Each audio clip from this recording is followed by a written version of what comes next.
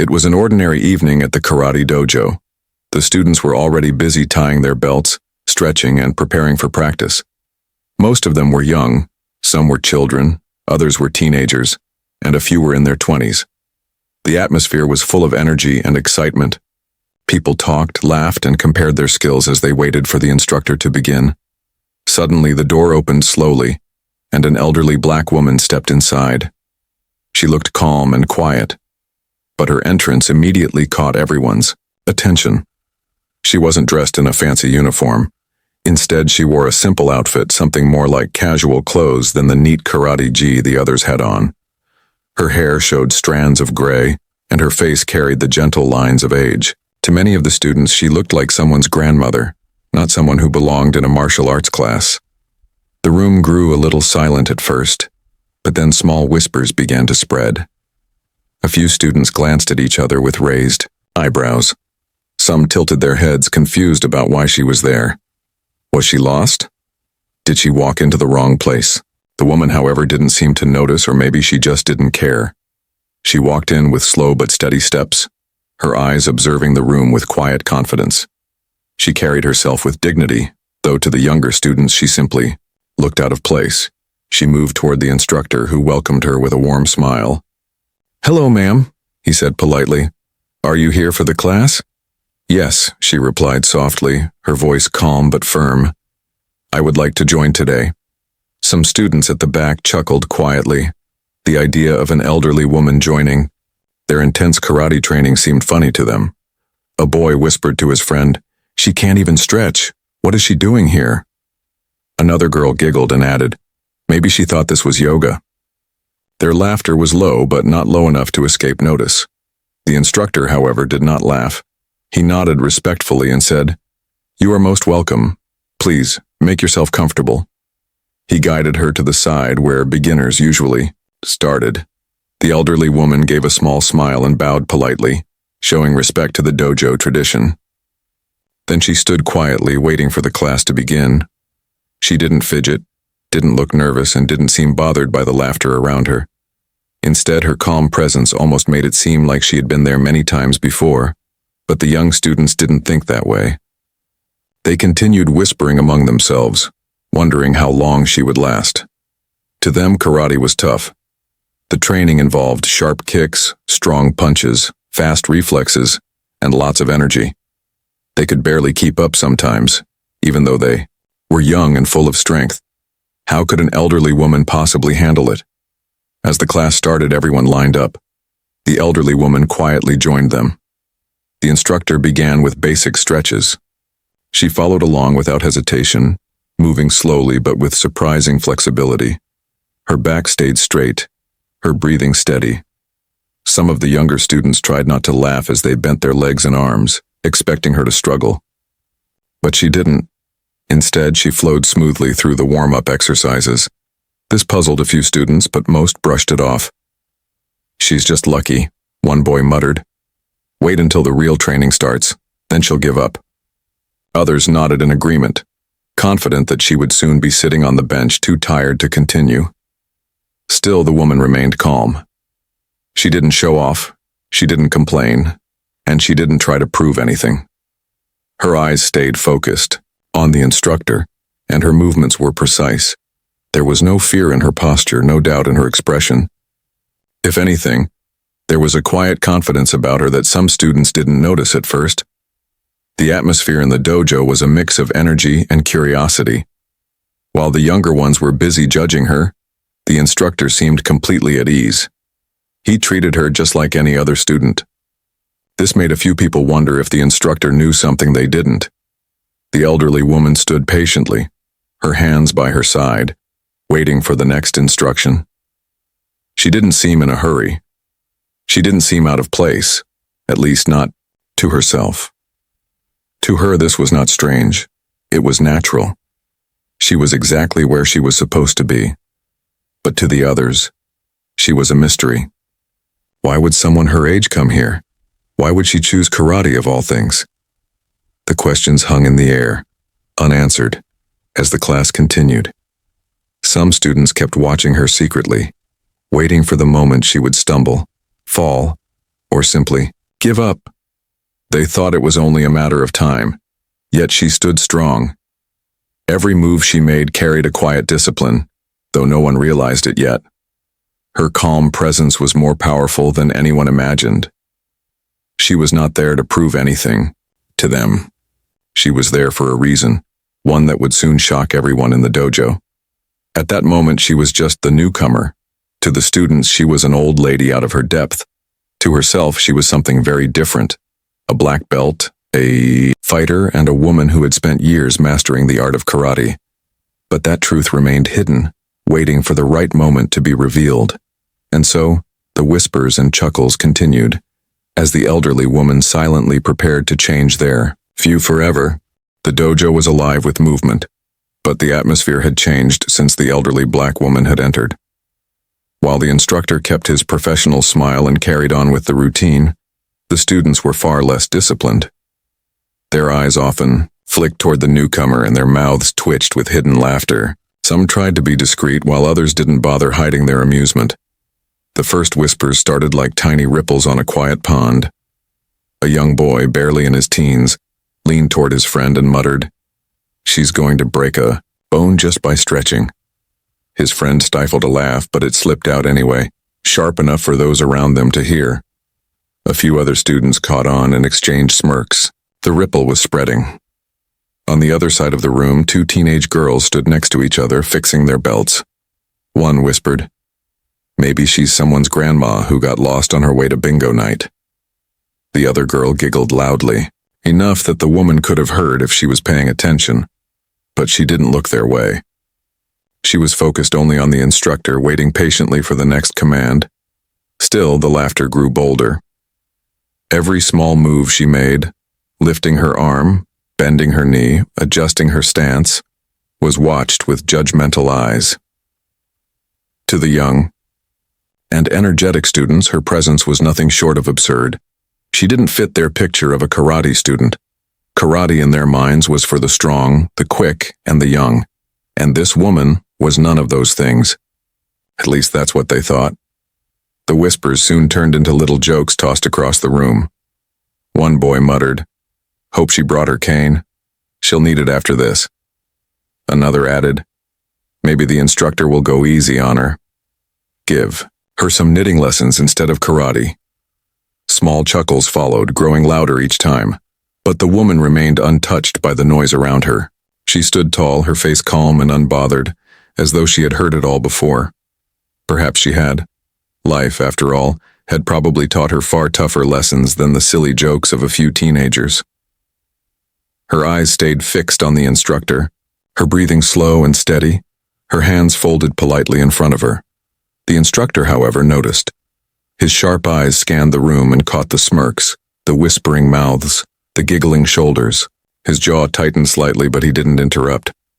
He was curious, almost amused himself, not by the woman, but by the ignorance of his students. He knew what they didn't. He knew who she was, or at least what she carried within her. And so he allowed the laughter to echo, waiting for the perfect moment when it would all die on its own. For the students, though, it was entertainment. Every small action from the elderly woman became another excuse for mockery. When she tied her simple belt loosely around her waist, someone whispered, "She doesn't even know how to wear it." When she bent down to fix her shoe, another snorted, "Better watch out, she might get stuck down there." The dojo, a place usually filled with respect and discipline, was turning into a playground of ridicule. Yet, even as the mocking continued, something strange began to happen. A few students who had laughed at first found themselves growing quiet. They watched her closely. While she might have looked fragile, there was something unusual about the way she carried herself. Her back was straight, her steps were steady, and her movements were precise. She didn't wobble like they expected. She didn't look confused or out of place. Instead, she moved with the quiet confidence of someone who knew exactly what she was doing. This subtle strength unsettled them. They didn't understand it, but they couldn't deny it. A few of them stopped laughing. They didn't say anything, but the seed of curiosity had been planted. Who was this woman really? But the louder voices drowned out the quiet ones. The majority of the students still laughed, still mocked, still believed she was nothing more than a mistake in the class. The dojo echoed with snickers and whispers, each one bouncing off the walls like tiny arrows aimed at her dignity. And still, she remained unmoved. She adjusted her stance. She lifted her chin slightly. She stood as though none of it mattered. To her, their words were just noise, like the wind blowing through the trees. They couldn't touch her. They couldn't shake her, because deep inside she knew something they didn't. As the laughter swirled around her, she closed her eyes for just a moment and breathed in deeply. In that breath, she remembered years of training, the sweat, the discipline, the countless hours of practice. She remembered the countless times people had underestimated her, not just in karate but in life, and she remembered how every single time she had proven them wrong. The students didn't see that history. They didn't see the years behind her calm eyes. All they saw was an elderly woman who, to them, didn't belong. They thought their laughter was harmless fun. They didn't realize that they were about to become part of a lesson they would never forget. The dojo buzzed with whispers and giggles, but underneath that noise, something powerful was brewing. The elderly woman wasn't just standing there. She was waiting for the right moment, waiting for the chance to reveal who she truly was. And when that moment came, the laughter that filled the dojo would not only stop, it would turn into silence so deep that everyone would feel it in their bones. But for now, the laughter continued, blind and foolish, echoing off the walls while the woman stood silently, calm as ever, holding within her the secret that would soon change everything. The class had settled into its rhythm. The instructor stood tall at the front, his voice strong and clear as he guided the warm-ups. Students moved in unison, their arms slicing through the air, their feet stomping against the polished wooden floor. The sound of breath filled the room, sharp inhales, controlled exhales, the rhythm of discipline. And there, among the sea of white uniforms, stood the elderly black woman. She still wore her simple clothes, not a crisp G like the others, yet she followed every instruction with quiet precision. Her movements were slower, but not weak. Her posture was straighter than most of the young ones. When she stretched, there was no fumbling, no wobbling. She balanced herself like someone who had done this 1,000 times before. Still, the mocking whispers hadn't completely died. A boy nudged his friend and whispered, "Look, she's actually trying." A few chuckled, though softer now, as if part of them was beginning to wonder whether laughter was safe anymore. The instructor clapped his hands once, the sound sharp enough to break the whispers in half. "Enough warm-up," he said firmly. "Now let us demonstrate the basics." He scanned the room slowly, his eyes sharp as though searching for someone. Then his gaze landed on her, the newcomer, the woman who stood calmly at the edge of the line. For a moment, the room went still. "Ma'am," he said respectfully, his voice steady. "Would you like to try a basic technique?" A ripple of surprise ran through the room. The students turned their heads sharply, some gasping, others stifling laughter. Was he serious? Was he really going to let her demonstrate in front of everyone? The woman, however, showed no hesitation. She bowed her head slightly in respect and replied, "Yes, Sensei." Her calm acceptance unsettled the students. They had expected her to refuse politely, to laugh nervously, or to say she wasn't ready. Instead, she stepped forward with confidence, her footsteps light and steady as though she was walking into familiar territory. One of the older students whispered, "This is going to be embarrassing." Another added, "She won't even know how to stand properly." The air buzzed with anticipation, half amusement, half curiosity. The instructor called over one of his assistant students, a tall young man with strong arms and a belt tied neatly around his waist. "You will be her partner," the instructor commanded. The young man looked nervous, glancing at the woman as though afraid to hurt her, or maybe afraid to be laughed at himself. The instructor explained calmly, "We will begin with a simple self-defense move. He will grab your wrist. Your job is to break free." The young man hesitated. He looked at the instructor, then at the woman. She gave him a small nod, a gesture that told him not to hold back. So, He reached out and grabbed her wrist firmly, but not too hard. He thought it would be over quickly, and then it happened. In less than a second, her body shifted with surprising speed. She twisted her wrist at just the right angle, stepped forward with precise timing, and used his own strength against him. Before he even realized what had happened, she had not only freed herself, but had also guided him into a bent position, his balance completely broken. Gasps erupted across the room. The sound was sharp, like air being sucked out of dozens of lungs at once. Some students' jaws dropped, others froze in disbelief. The laughter that had filled the dojo earlier seemed to vanish instantly, swallowed by the silence of shock. The young man stumbled back, his eyes wide, his face red with embarrassment. He had not gone easy on her, but she had dismantled his grip, as if it were nothing. He bowed his head quickly, acknowledging her skill without saying a word. The elderly woman, on the other hand, stood calmly, her breathing steady, her expression unchanged. She did not smile triumphantly. She did not look around for approval. She simply returned to her stance as though what she had done was the most natural thing in the world. The students, however, were in chaos inside their minds. The whispers that had once been filled with mockery were now filled with awe. "Did you see that?" one girl muttered. "She moved so fast," another replied. "Wait, how did she even do that?" someone else whispered. For the first time, doubt replaced their laughter. The instructor, who had been watching closely, allowed himself a small smile. He had expected this. He had known the outcome before it even began. He looked around the dojo, making sure every student saw what had just happened. "This," he said firmly, "is why you never judge a martial artist by appearance. Skill is not written on the face. Strength is not always shown in youth. Respect is earned through practice, through discipline, through years of dedication." The students lowered their heads, their cheeks burning with shame. They had mocked her, underestimated her, and laughed at her presence. Now they realized they had been wrong, terribly wrong. But the woman didn't scold them, didn't gloat, didn't demand an apology. She simply bowed politely to the instructor and stepped back in line, her calm presence even more powerful now than before. The dojo was silent, almost too silent. It was the kind of silence that comes when people witness something unforgettable, something that shifts their entire perspective in an instant. The students had come expecting another ordinary class, another evening of practice and routine. Instead, they had just witnessed the beginning of a lesson far deeper than any technique.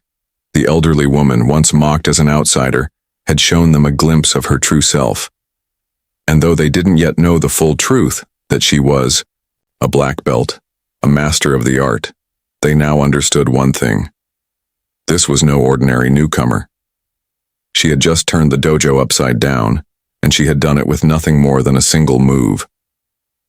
The dojo was still heavy with silence after the shocking demonstration. What had started as a room full of giggles and whispers was now a hall of wide-eyed disbelief. The young students were trying to make sense of what they had just witnessed. A woman they had mocked only minutes earlier had turned the tables with one swift, flawless move. Yet while their hearts raced with surprise, hers did not. The elderly black woman stood quietly in her place, her breathing steady, her face calm, as if nothing extraordinary had happened. She didn't raise her chin in pride, nor did she glance at the students to see their reactions. She simply folded, her hands bowed politely once again to the instructor, and waited for the next part of the lesson. This quietness, this patience confused the students even more. Anyone else, they thought, would have smiled, maybe even smirked after embarrassing a younger partner. Most would have soaked in the applause or taken satisfaction in proving their critics wrong. But she did none of that. To her, their laughter and their shock were meaningless. She wasn't here to win their approval or to prove them wrong. She was here for something bigger, something only she understood, but the students didn't know this yet. To them, she was still a mystery. Some of them shuffled uncomfortably, glancing at each other with nervous eyes. The shame of their earlier mockery burned in their cheeks. A few looked down at the floor, unwilling to meet her gaze. It was as if her silence was louder than any word she could have spoken. The instructor continued the lesson, demonstrating stances, punches, and blocks. The students followed, but their focus kept breaking.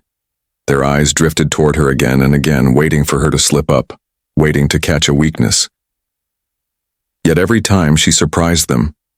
Her patience showed in the way she moved. Slow, deliberate, controlled. She didn't rush like the younger ones who were eager to punch faster, kick higher, prove themselves stronger.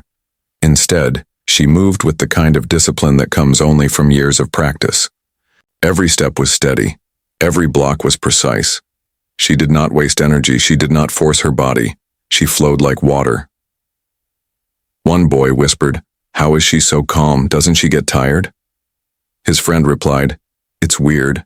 It's like she's not even trying." But that was the secret. She wasn't trying. She was simply being. Her patience wasn't just in her movements. It was in her attitude. She ignored the occasional lingering chuckles. She didn't react to the awkward stares. She didn't even seem to notice when someone whispered behind her back. She carried herself with quiet dignity, as though she had already learned the greatest lesson of martial arts: control over the self. This patience was not weakness. It was power. What the students didn't realize was that patience had been her lifelong companion. She had faced hardships in her life, times when the world underestimated her, overlooked her, or laughed at her simply because of her age, her gender, or her appearance. And in all those moments, she had learned to wait until the right time to act, to wait until the truth revealed itself, to wait until silence spoke louder than noise. Now, inside the dojo, she was doing the same. She wasn't rushing to reveal who she was. She wasn't desperate to prove herself. She was letting the lesson unfold naturally, like a seed quietly, growing into a tree. Her patience began to affect the atmosphere. The longer she stood calm, the more unsettled the students became. Their laughter slowly withered, replaced by unease. It wasn't just the memory of her earlier demonstration. It was the way she stood now, unshaken, as though nothing could touch her. It dawned on some of them that maybe this was her real strength. Not just the moves she knew, not just the belt she wore in secret, but this quiet, unshakable patience. The ability to stand in the middle of ridicule and not let it break her. The ability to keep her dignity when others tried to take it away. The instructor, who had been watching carefully, nodded to himself. He could see the shift happening. His students were learning a lesson far greater than a punch or a kick. They were witnessing the strength of character, the kind of strength that could not be faked. Still, not everyone understood. A few stubborn students clung to their doubts. One whispered, "She's just lucky. She knew that one move, that's all. She won't keep up for long." Another muttered, "She's old. She'll get tired. Just wait." But the woman kept moving, her face serene, her body flowing like she had all the time in the world. And strangely, the more she moved, the less tired she seemed. It was patience that gave her energy, patience that made her unshakable, patience that allowed her to hold her silence like a sword, sharper than any insult thrown her way. By the end of the demonstration, the dojo felt different. The air wasn't buzzing with laughter anymore. It was heavy with curiosity, respect, and a little fear. The students had expected to see weakness, but instead they had seen strength unlike anything they had imagined. And yet, the woman still revealed nothing. She didn't tell them about her black belt. She didn't boast about her years of training. She simply bowed to the instructor once more, her eyes calm, her expression gentle, and returned to her place in the line. Her patience was her shield. Her patience was her lesson. Her patience was the storm waiting quietly in the distance, ready to strike when the time was right. The students didn't know it yet, but this hidden patience would soon become the foundation of the greatest lesson they would ever learn. The dojo was alive with quiet tension.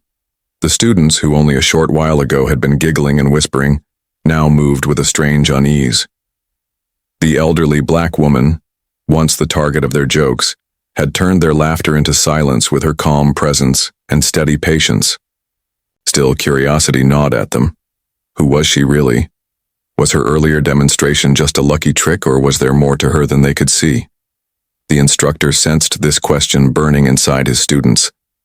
He had been teaching karate for many years, and he understood that discipline was not only about learning punches and kicks, it was about humbling the ego, about teaching respect where there was none.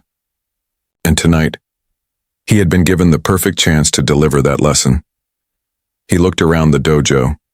His gaze swept over the young faces, some still flushed with shame, others frozen with curiosity.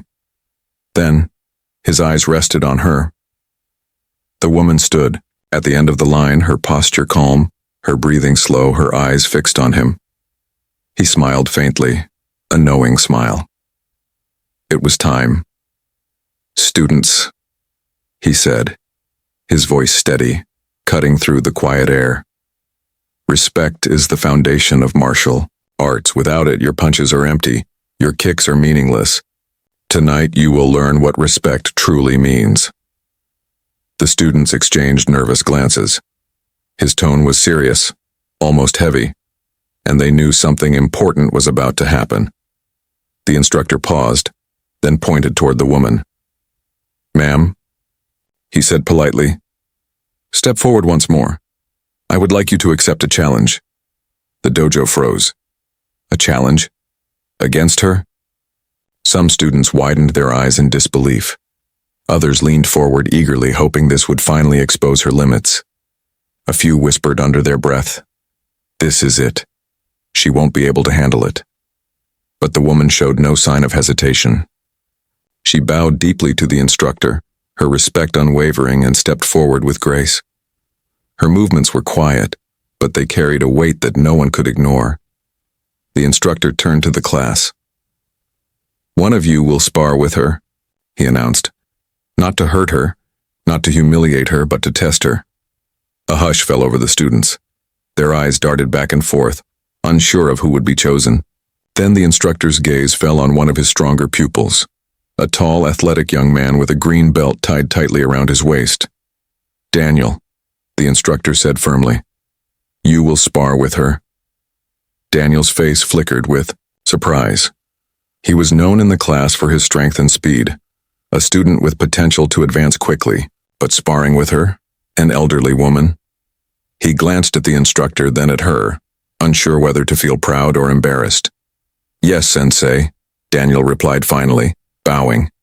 He stepped onto the mat, adjusting his stance, his body already tensed with youthful energy. The woman followed, her steps slow but steady, her face calm, unreadable. The students leaned forward, excitement buzzing in their veins. Some whispered, "She won't last a second against Daniel." Others muttered, "This isn't fair, she's too old." The instructor raised his hand. "Begin." Daniel stepped forward, cautious at first. He didn't want to strike too hard, but he also didn't want to embarrass himself by holding back too much. So, he threw a simple jab, quick and light, expecting her to flinch or stumble. She didn't. With a graceful movement, she shifted her body slightly, letting his fist cut through the air without even grazing her. Her face remained calm, her eyes steady. The students gasped. Daniel frowned.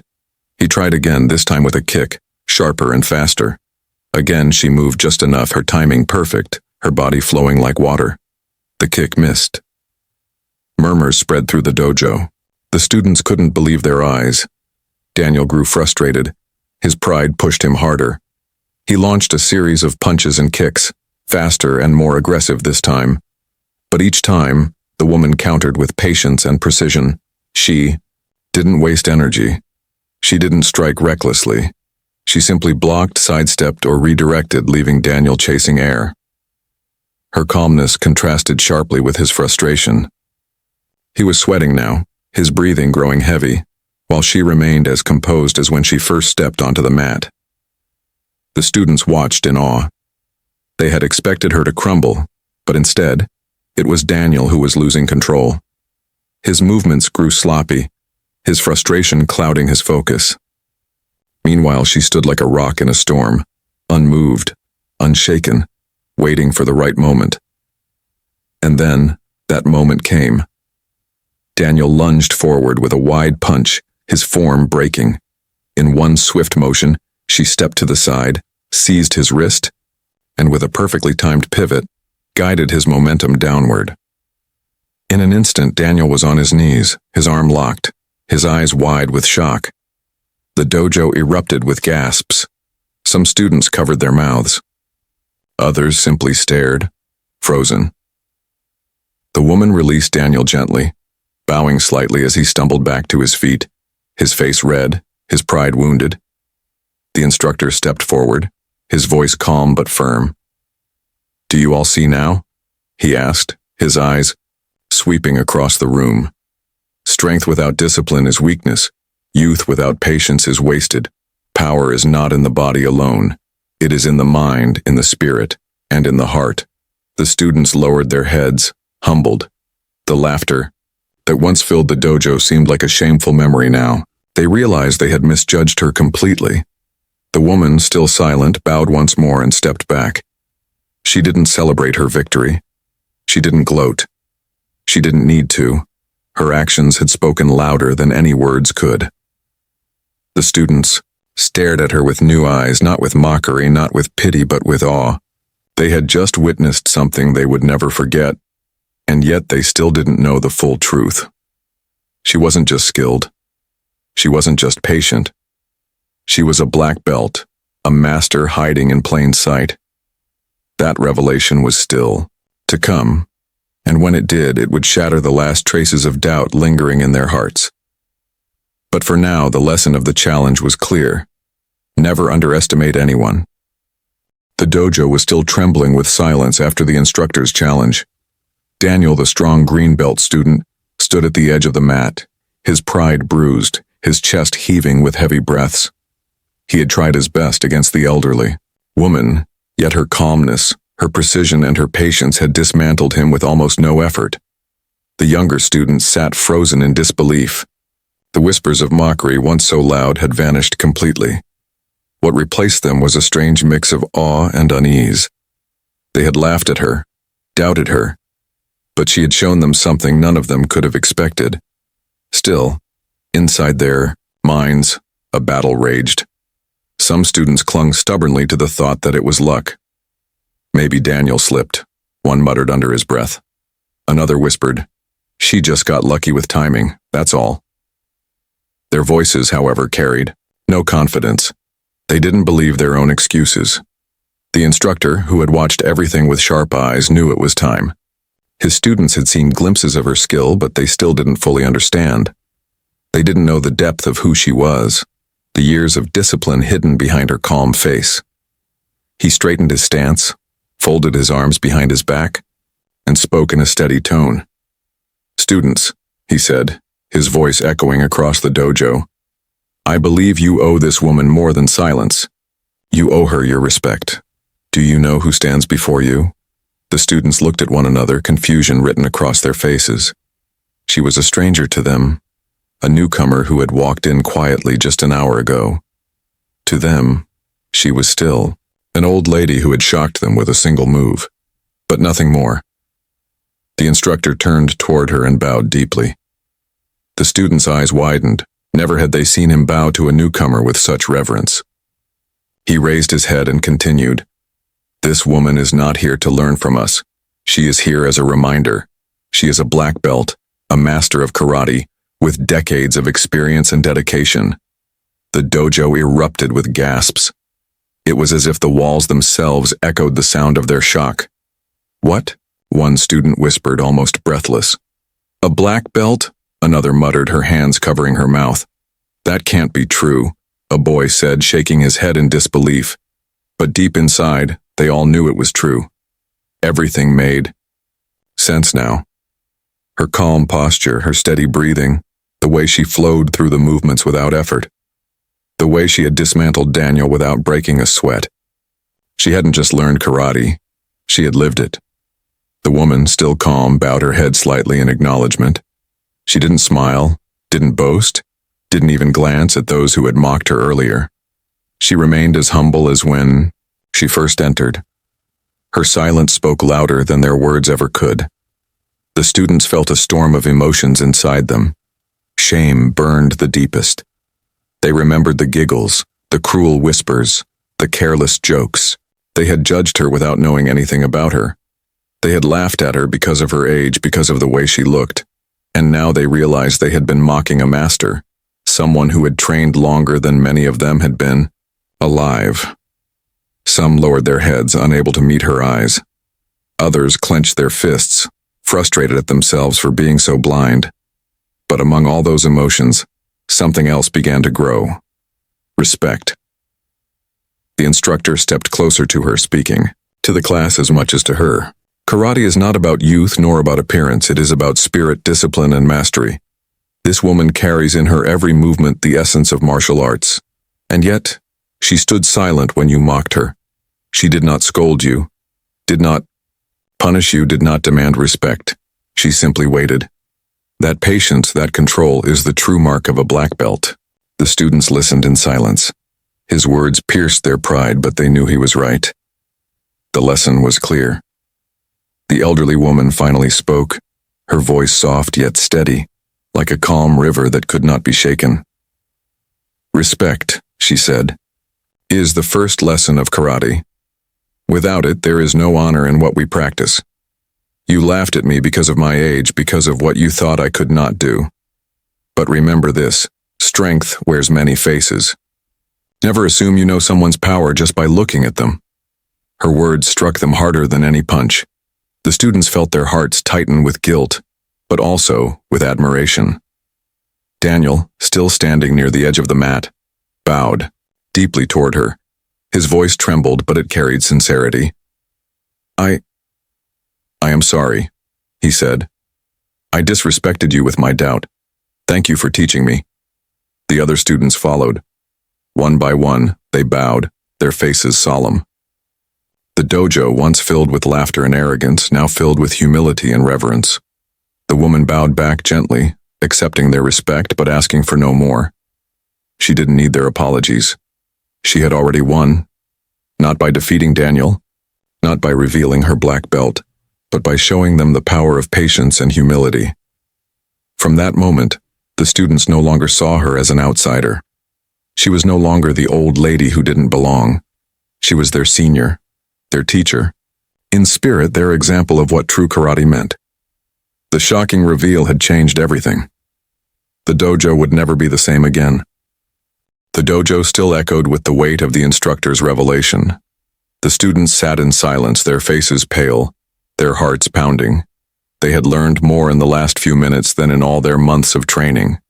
The woman they had mocked, the stranger they had laughed at, was not a beginner at all. She was a black belt, someone who had walked the long and difficult road of mastery, someone who carried within her decades of discipline, sweat, and sacrifice. But they still didn't know the full story. The instructor, with his hands folded, behind his back, spoke again. His voice was calm but heavy, as though each word carried years of respect. This woman has trained for longer than many of you have been alive. She began karate before some of your parents were even born. Do you know what that means? It means she has faced not only opponents in the dojo, but challenges in life. Illness, hardship, doubt, ridicule. Yet through it all, she trained. Through it all, she remained committed to this path. The students listened, every word striking them harder than the last. Their eyes moved to her again, this time not with mockery, but with reverence. The woman, however, did not bask in their awe. She stood quietly, her posture straight, her expression soft. It was clear that humility was not something she practiced, it was part of who she was. One of the younger students, a boy no older than 12, whispered, "But why didn't she tell us from the start?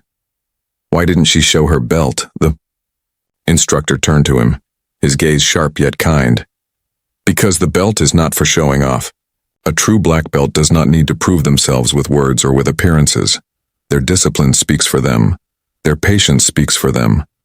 Tonight, you have witnessed that truth." The boy lowered his head, ashamed, but also enlightened. Then, for the first time since she had entered the dojo, the woman spoke at length. Her voice was calm, low, but carried strength that made every ear in the room listen closely. I earned my black belt many years ago, she began, her eyes sweeping gently across the room. It was not easy. There were days when my body was sore, when I thought I could not continue. There were times people told me I was wasting my time, that karate was not for me, that I was too old, too weak, too different, but I kept training. Not because I wanted to prove them wrong, but because I wanted to prove something to myself. That strength is not about age, nor about appearances. It is about spirit. The students felt their throats tighten. Her words carried the weight of truth, the kind that only comes from someone who has lived it. She continued, "When I walked in here today, I heard your whispers. I saw your laughter. But I did not let it hurt me. Why? Because respect is not something you demand. It is something you earn. If I had argued with you, it would have meant nothing. If I had boasted about my belt, you would not have believed me, but when the time came, I showed you. That is the way of karate. Not words. Action." The dojo was silent, but it was not the silence of disbelief anymore. It was the silence of respect, of reflection, of hearts and minds being reshaped. Daniel, who had sparred with her earlier, felt a lump in his throat. He stepped forward, bowed deeply, and said, "Sensei, I thought I was strong, but today I learned I have much to learn. Thank you for teaching me." His voice cracked slightly, but his sincerity was clear. The woman bowed back, her movements graceful. "Strength is not wrong, Daniel," she said gently. "But strength without humility is empty. A black belt is not the end of the journey. It is only the beginning of learning what true strength means." The instructor looked around the room. His students' faces were no longer proud, no longer arrogant. They were humbled, softened, awakened. He knew they had just received a lesson no textbook or drill could ever teach. "Remember this night," he said firmly. "Remember the black belt truth. It is not the cloth around your waist that defines you. It is the discipline in your heart. This woman has carried that truth for decades. That is why she is a master. That is why she commands respect without asking for it." The students bowed together, their movements synchronized, their respect genuine this time. The woman returned to her place quietly, as if nothing had happened. But in reality, everything had happened. The dojo had changed. The students had changed. Even Daniel, whose pride had once been as strong as his fists, now looked at her as though she was not just a classmate, but a guide. That night, as the lesson drew to an end, the students filed out slowly, still whispering to one another, not with laughter, but with awe. They spoke of her movements, her patience, her humility. They spoke of the shocking truth of her black belt and how foolish they had been to underestimate her. And the woman. She walked out quietly, her footsteps soft, her figure calm. She did not seek applause, did not wait for thanks. She had given them a lesson greater than any kata or sparring match, a lesson they would carry for the rest of their lives. The black belt truth was not just about fighting. It was about dignity. It was about patience. It was about the strength to remain calm when mocked, and the wisdom to act only when the time was right. That truth lingered in the dojo long after she left, like a flame that would never burn out.